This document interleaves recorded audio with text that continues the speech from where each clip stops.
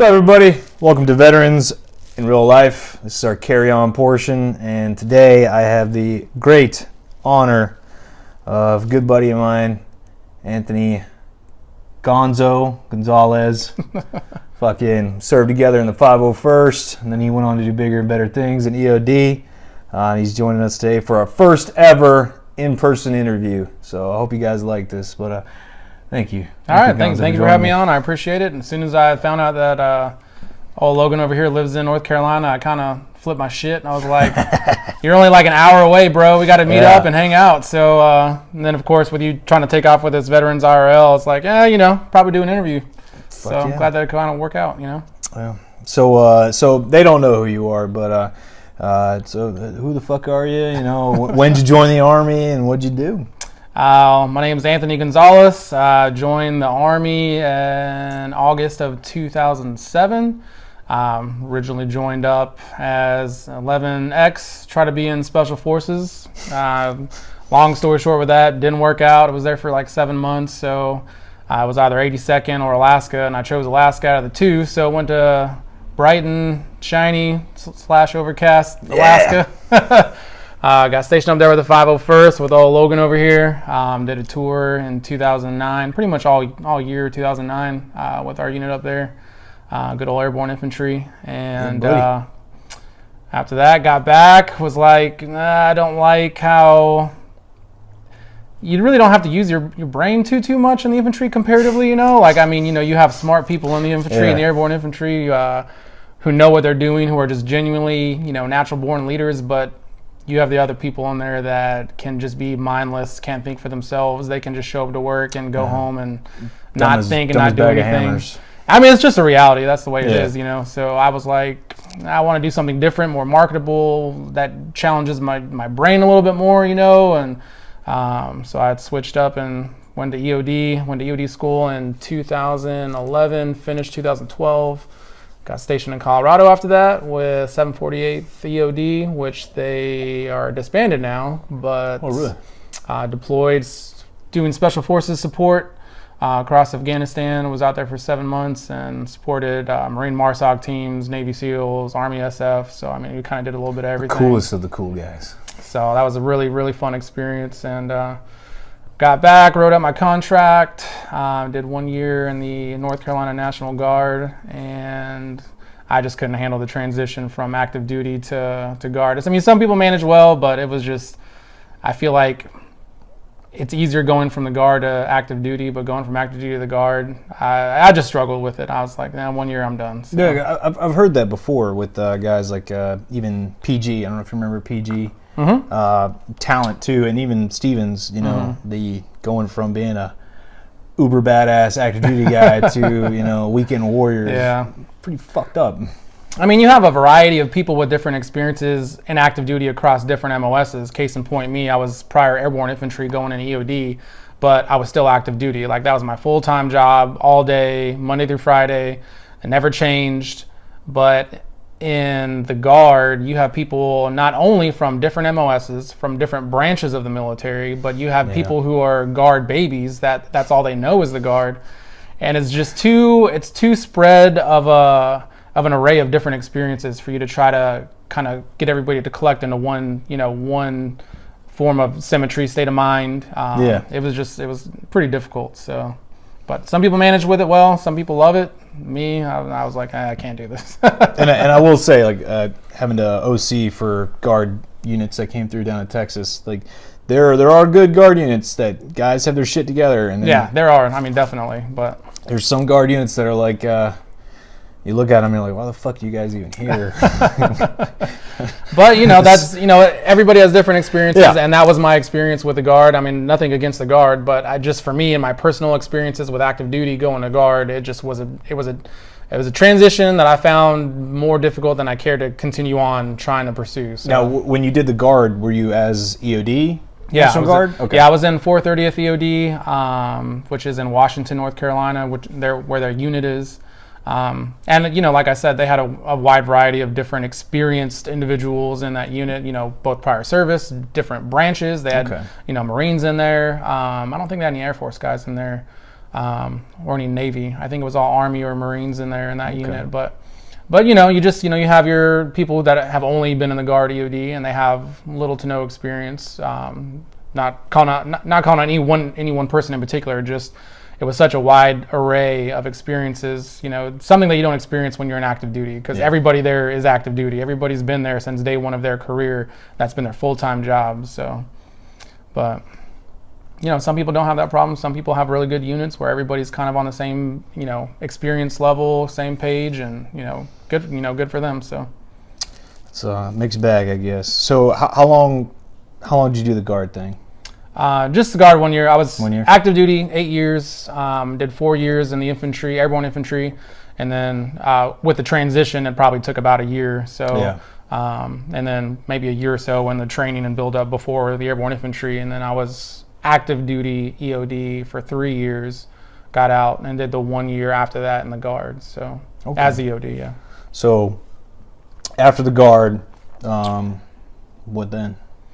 So I got out of active duty. I'll start with that. I got out of active duty and I moved back home here to North Carolina to be with an ex of mine, which I'll give plenty of people advice out there. If you're going to make a life decision for a man or woman in your life, please, for the love of God, be sure that it was meant to be, because it really put me in a situation where it caught me with my pants down.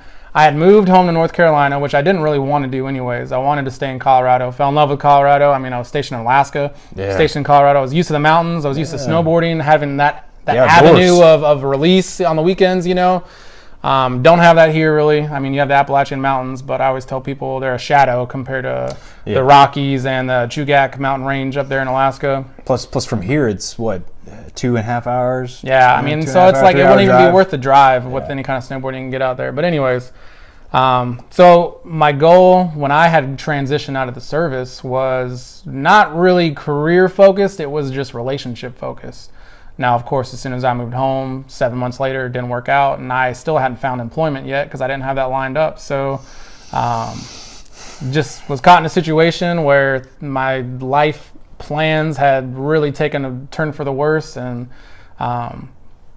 knowing that I was going to have difficulties transitioning career-wise, money-wise, that's when I decided I was going to do the Guard, which I was only separated for a week before I signed up with the Guard. But I did it mainly to kind of, maintain my service. I wasn't ready to kind of go cold turkey just yet. I felt like it was just the right amount of, keeping my foot in the door with the service and still doing the EOD job, because I love EOD. I love that job. I just, the Army kind of burns you out, which I know you can relate to. A lot of people can relate to.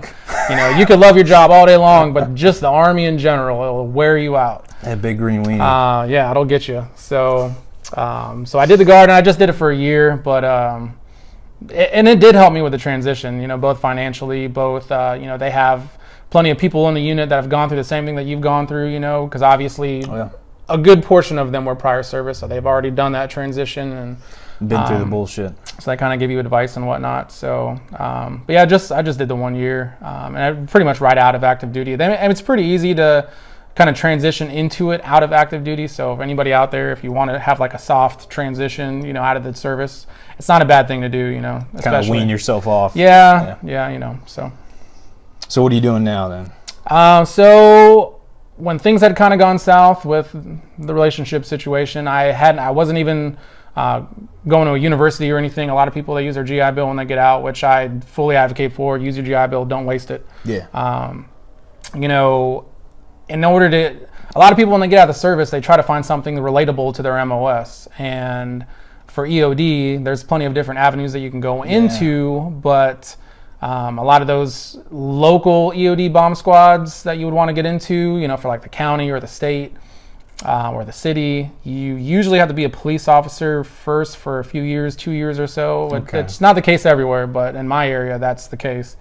And I just didn't have a desire to be a police officer, because a lot of them, you are a part-time bomb technician and a full-time police officer, and if something pops off, then they'll just call you to say, hey, go get the bomb van, So it's essentially an additional duty. An additional duty, exactly. And I had no interest to do that. I'd already tried other avenues to do other related EOD things that just didn't pan out. So I kind of had figuratively go back to the drawing board and try to figure out what I was going to do next with my, career. So I've always had an interest in computers. I felt like I've picked up dealing with computers pretty easily. Okay. So I thought, cybersecurity is a huge business out there. It's like booming. Yeah. Obviously, it's a huge concern in the world globally, with every single country. It'd be easy to find employment once you get into it. So especially with all the election hacking. Yeah. So I actually went to a veteran-only job fair at Lowe's Motor Speedway out here, the Speedway out here. And they had a school that was advertising for themselves out there, which was like it was called New Horizons Computer Learning Center. Really expensive, kind of, sort of not worth it. I would recommend going to a different program. But the kicker for me with that was they use the GI Bill, and their program is only 10 weeks long. So after that, it's just on you to study for your certifications and then find employment. Okay. So I was like, all right, well, that doesn't sound too bad, I guess. I'm big advocate of do some quick technical training and build some skills quickly, as opposed to doing a 4-year-long computer science degree, which I'm not against maybe doing in the future. But finished the program, got out, ended up getting a job. So I do IT work now for Carolina Healthcare System. Doing IT work for them, which I kind of do a little bit of everything, but it's definitely a stepping stone job because the pay isn't the greatest, but when you haven't worked in the industry, it's kind of hard to get your foot in the door in the industry. So you got to kind of build up the work history and build up that resume a little bit. So industry-wise, you're speaking like the medical IT industry, or you just the IT just industry? IT in general, because I had spent plenty of months applying to like probably 2 or 3 different places a day. And every single job posting, they want a minimum of 1 year at the very least of job experience. And I didn't even have any IT experience in a position, which we in the military deal with computers every single day. The number one problem, having enough computers to do all the mandatory online training that you have to do. We all know how that goes. You got a company of 100-ish maybe people or so. I mean, or an EOD, we had like 50, but you had 7 working PCs that actually worked. And government PCs, not just normal PCs. Government PCs that can access all that bullshit. And training had to be done by 1800 that day. Nobody goes home.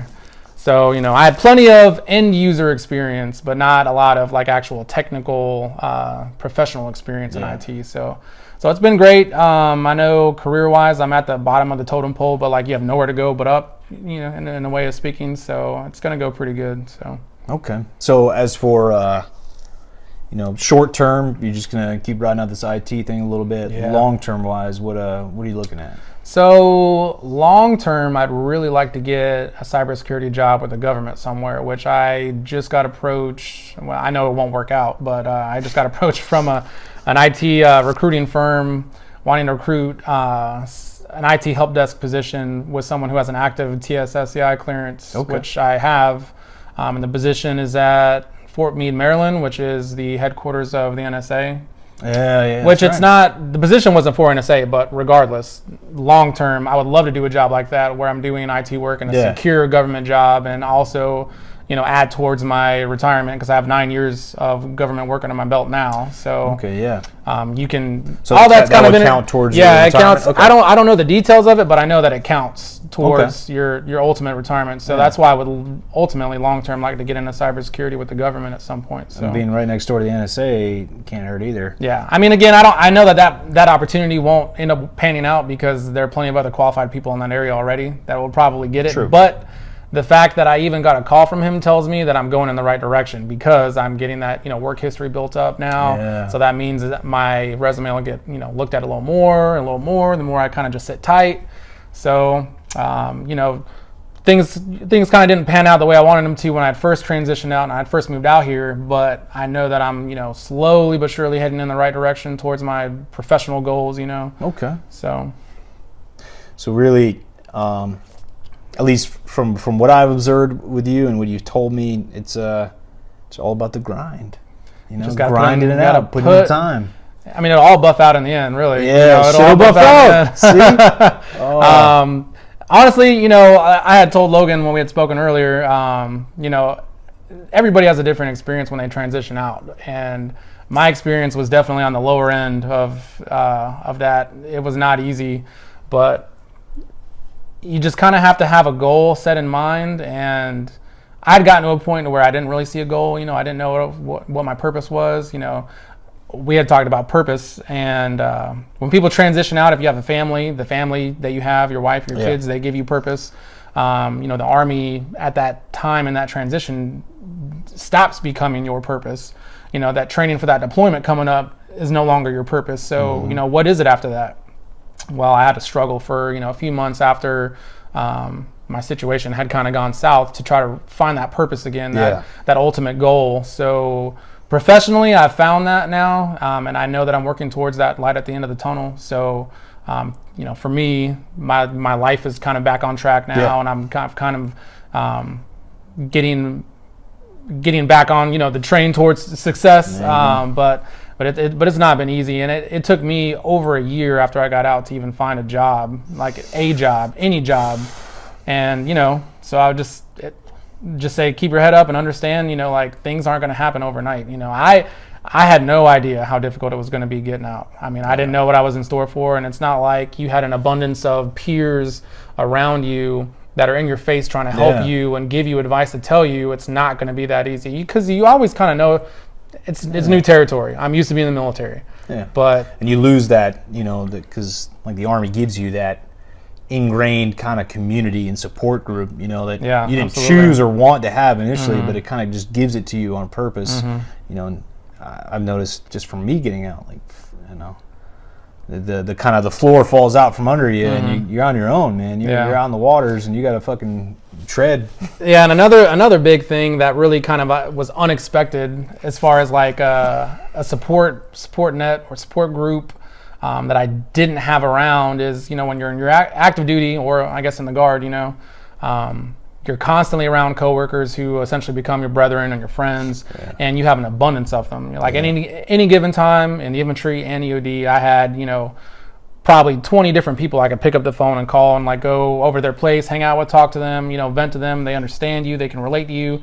On the weekends, if you want to do something, you always got people around that love you, know you, that want to hang out and just do random things. And when you're having a hard time in life in general, you have that support net and that support group there for you at like a fingertip away. But when I had gotten out and I had moved back home here, all my friends that I had here, half of them have moved away for whatever career, family, whatever, and then the other half or so are married with kids, and they just kind of live the lifestyle that it was never, a married with kids in the military where, the wife will say, oh, we'll have the boys come over, we'll have a big old barbecue, and you have like 20, 30, 50 different people at a house, and that's just normal weekend behavior.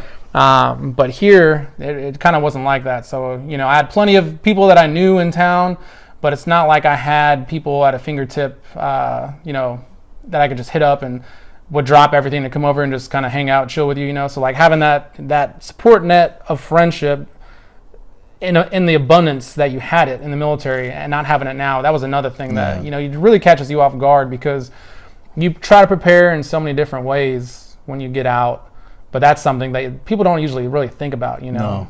So they don't really prepare you for that. The Army's been great about, teaching you how to write resumes and how to look for jobs and all that crap, but the mental and emotional shift, they don't really tell you about, like, hey, by the way, you're going to lose all your friends, and all the friends you had before the Army, well, they're just not the same anymore. They're not the same. They moved away, and they're all married with kids. They don't understand the struggles that you're going through, I mean, it's just something that, veterans today, veterans who are still in, veterans who get out, need to kind of think outside the box and think about things like that they don't really try to publicize to you when you're transitioning. You go through so many different briefings when you're about to get out. It's kind of one thing that they don't really talk about, and it's one thing that kind of, for me, was like a big, punch to the face. It was like, oh, I kind of wasn't prepared for that, Yeah.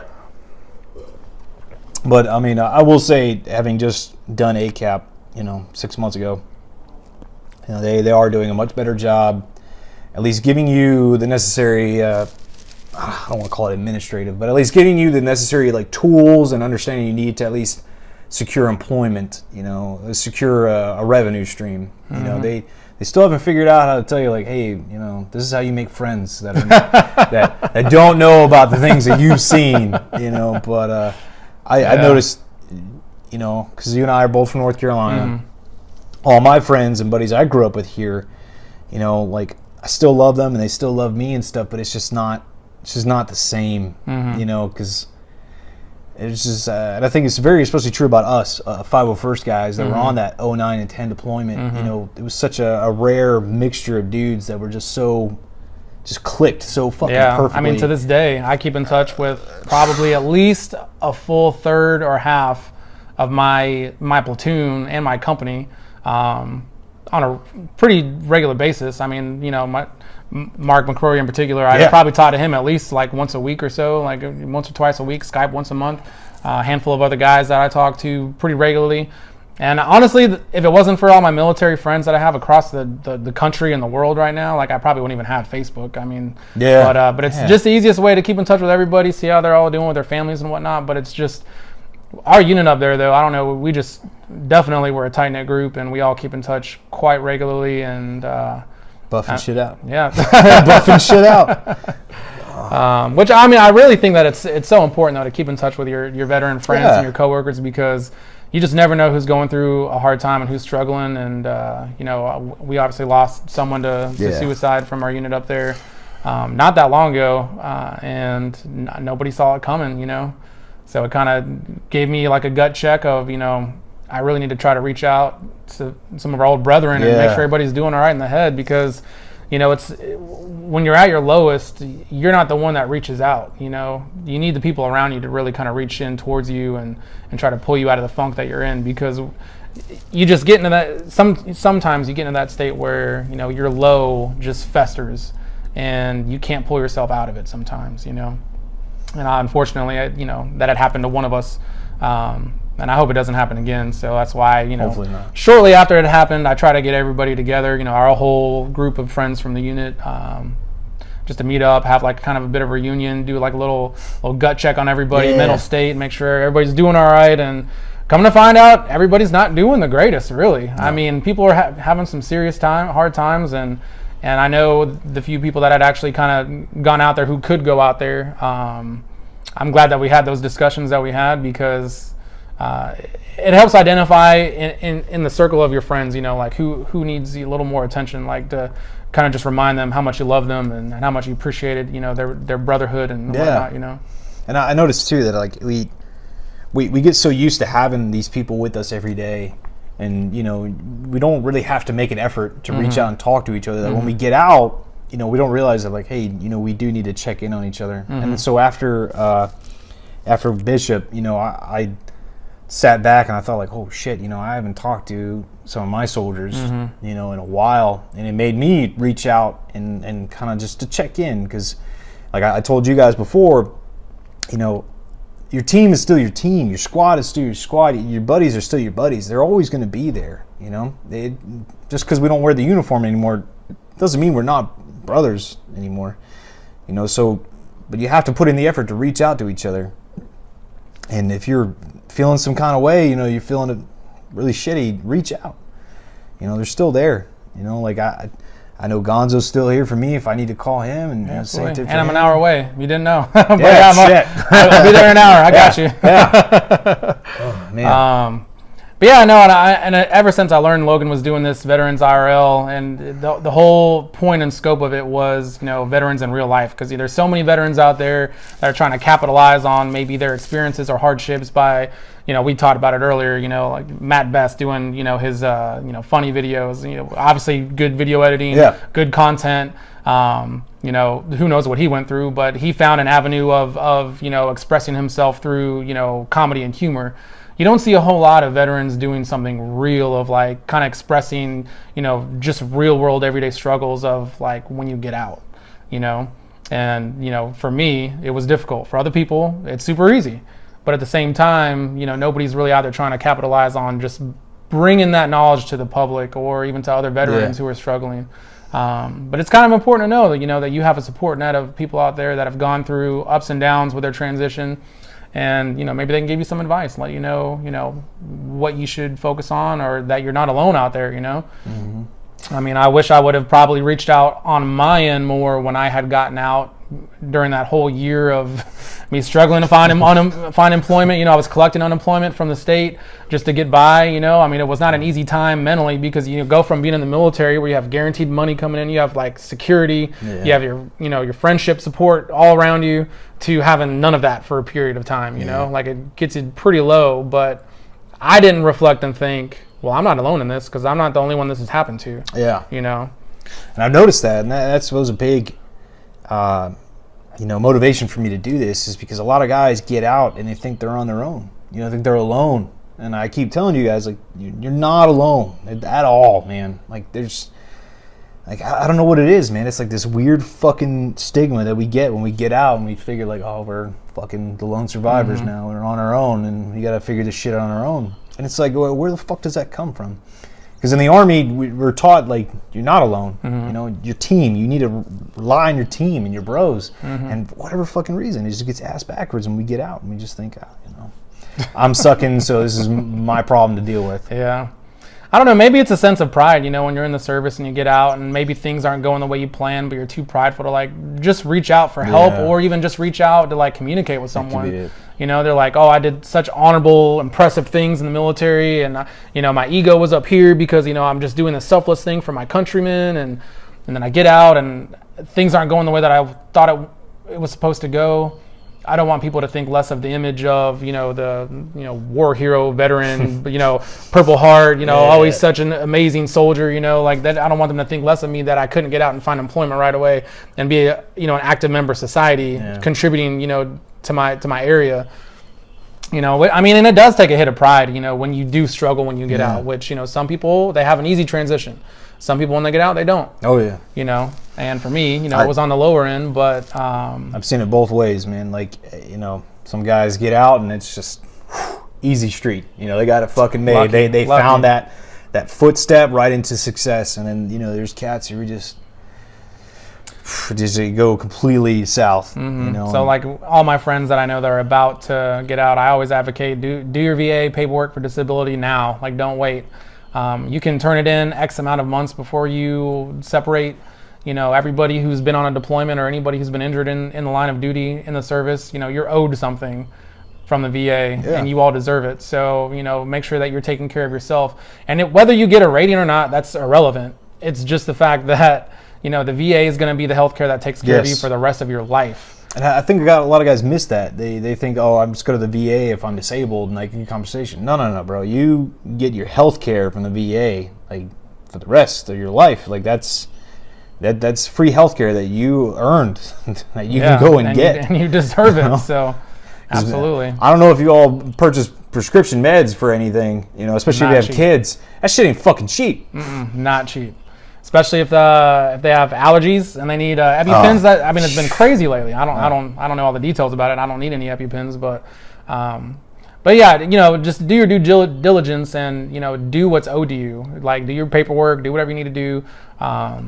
There's a whole slew of other things that you should make sure you have in order before you get out. But the real world out here, it's just a lot different. You have other responsibilities that you've never had to worry about in the military. More bills that you never had to worry about in the military. And you don't have that safety net of the Army, always making sure that you have a cafeteria nearby for you to go and get some chow if you want, some cheap, so horrible tasting chow. But it keeps you going. Yep. So from, I guess, to kind of bring this slowly to a close. So I always ask all my guests and everyone this, what is your most memorable good and bad experience from your time in service? We can start with good or bad, whichever one you want to say. Oh, good is honestly like the brotherhoods and friendships that I had built. To this day, I still am very, very close with the guys that I served with, both Airborne Infantry and EOD. Kind of a different bunch, I'll be honest. It's just different worlds, but I would die for any one of you guys. I love you guys. Going to war with someone, it just kind of changes that dynamic that you'll never find in the real world out here. I'm not trying to compare it like one's better than the other. It's just different, and it's not really something that you can put in words. It's just just a different experience. But the memories that I have with the guys in the service, I'll carry with me to the day that I die. Some of them I wish I could forget. For being real, some shitty times in RC East.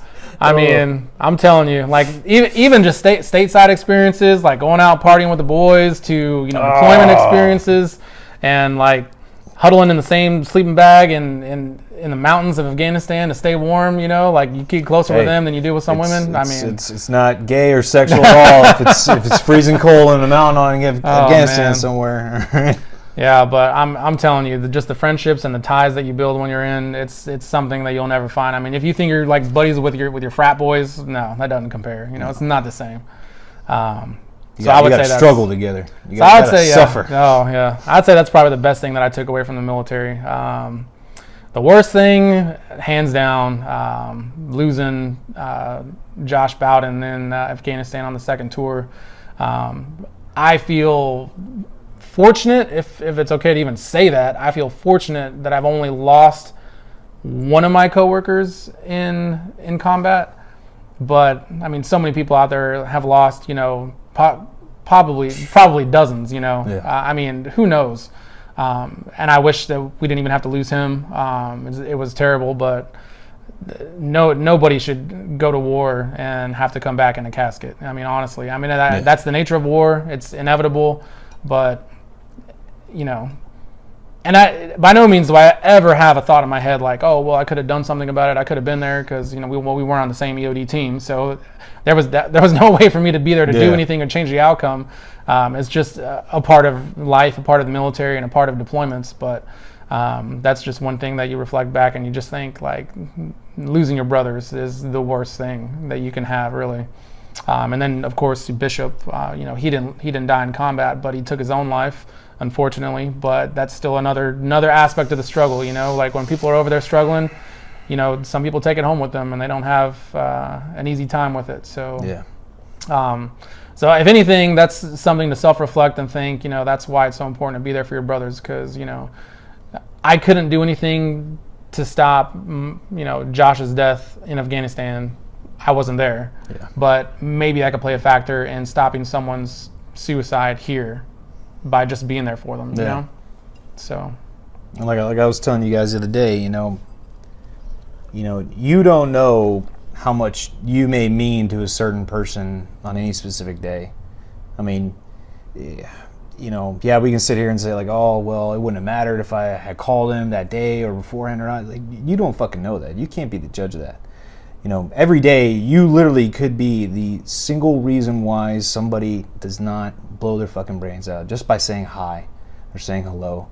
Believe it or not, your individual contribution to somebody's life could be way more than what you expect and what you think. And I mean, I ask myself the same questions about Bishop. Like, what if I had just called him just to say hey a week prior, and you never know the experience. And we got to be better to each other. We got to reach out and just say hello, shoot the shit. I mean, or call some dude that you fucking hated while you're in the Army, just to be like, hey guy, you're still a dick, fuck you. At least he knows that somebody still fucking knows that he exists. I don't know, but you're my dick because you were in my unit. Exactly. So I can talk shit, nobody else. Exactly. Fuck that guy. There's a couple I can think of. But so if you had one piece of advice or just one thing that you wish somebody had told you getting out, what would that be?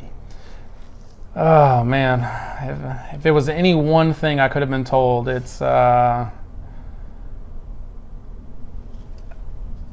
I guess the thing, if somebody would have told me and really ingrained in my head that would have affected me the most for the better, is make sure that you have some sort of at least professional career goal lined up before you even get out. Yeah. Like have it ingrained in your head, this is what I'm going to do. Even if it's just, I'm going to get out and go to college at this college and for this degree, have that goal like in stone in your head, like that's going to happen. Because for me, when I got out, I didn't even give a fuck about the career aspect. I was just so like blinded by the relationship situation. I got to get out. I got to go move back home. I got to move in with my ex and try to work towards this marriage thing, that the whole career and, you know, revenue aspect wasn't even a glimpse in my mind. I was like, that'll all buff out in the end. That's how I had thought of it. What I didn't realize is I should have focused a little more on how my relationship was kind of maybe a little poisonous, because it didn't end up working out, you know. So I was figuratively caught with my pants down.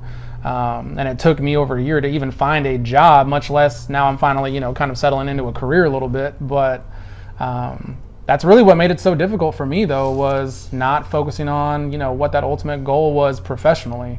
And I, you know, since then, everybody I know that's been getting out, I've been telling them, like, for the love of God, just know what you're doing. You don't even have to have a job lined up yet, but know what your goal is.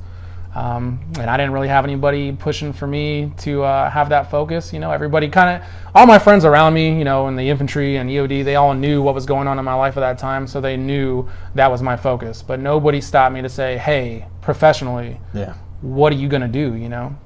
And it made it a really, really difficult transition for me. So that's what I would tell anybody else out there. You know, that's my biggest piece of advice, and I wish somebody would have told me is, you know, have a goal in mind, have a light at the end of the tunnel, and know what it's going to be, and don't deviate from it. Because whatever your goal is, it's going to take either a little bit of time or a really long time, but at least you have that. Yeah. It took me a year to even find that, you know. So that's what I'd say to all you guys out there. That's perfect advice, I think. I mean, just have an outline, have a fucking idea. Have a plan, write that shit down, and it'll all buff out. You do Met TC, have a pace plan. Absolutely. Oh my God. Well, I appreciate you sitting with me, brother. I'm glad that you had me on. To see you, man. Yeah, man. It's been 6 years, I think. Shit. Yeah. Long time. Long fucking minute. You know, he left my ass in the dust. He wanted to do bigger, better things in EOD, and I tried to follow him, but well, it's not for everybody. But you know, the Army likes to give you the big green weenie. You know, so I got it when I was in EOD school as well. I just happened to, you know, push through, but I got it when I tried to go through selection. Got another green weenie. So fucking swickies. They'll get you. Well, as we close this out, let's say to Bishop and Bowden. Bishop and Bowden. Oh, good one. Appreciate you having me on, brother. Anytime, brother. Thanks, man. I love you. And for you guys, make sure you like or dislike. I don't give a shit if you like it or dislike it. Just put something on there, all right? Comment. Please comment. If you got questions for Gonzo, leave your questions in the comments. We can do a follow-up later on. Subscribe. If you want to keep seeing more of this stuff, subscribe. All right. The more subscriptions, that means I can do more. I can interview more people. Plus, it lets you know when we put new videos up. And share. All right. Even if this information and this talk doesn't help you, it could help somebody else that you know. So share it around. Okay. Aside from that, as always, I love you all and I hate you all. And shit'll buff out. Thanks. Right on.